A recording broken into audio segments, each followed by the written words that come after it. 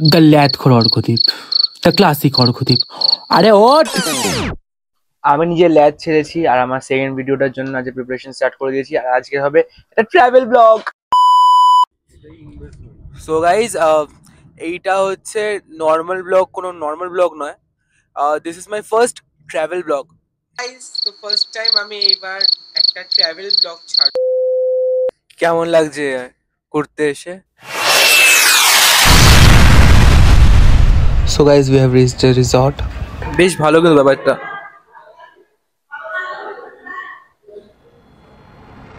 এই কিছু পেয়েছি। যেখানে আমরা এখন আছি পুরো জায়গাটাকে মাড দিয়ে তৈরি করা হয়েছে and with a very soothing voice. মানে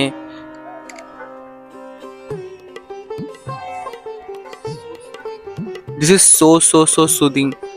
মানে এখানে বারান্দায় জাস্ট এইগুলো রাখা হয়েছে, মানে একটা অ্যাস্থেটিক ভাইব দেওয়া হয়েছে, এত সুন্দর। মানে দুর্গাপুজোর জন্য একদম বেস্ট প্লেস টু ভিজিট। ওকে, এবার একটা জিনিস দেখাবো, যেটা দেখার পর তোমরা শকড হয়ে যাবে।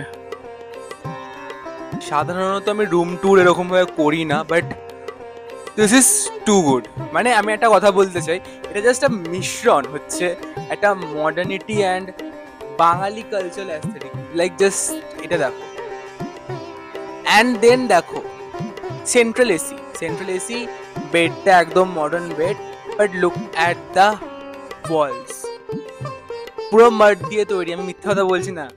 ইটস লাইক এরকম দেখতে মনে হচ্ছে না যে মাড দিয়ে তৈরি, দেখতে আলাদা, বাট আমি জাস্ট টাচ করলাম, দিস ইজ অ্যাকচুয়ালি মাড। দুর্গাপুজোর ব্লগ বানাচ্ছি আর দ্য মেন অ্যাট্রাকশন দুর্গা মা থাকবে না এমন তো হতে পারে না। So let's visit the best thing about Bedam resort.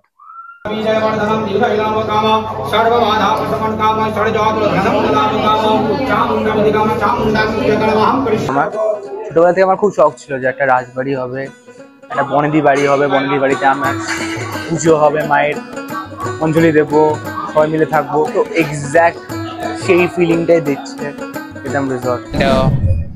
Lunch time, so lunch time just look at this ball place.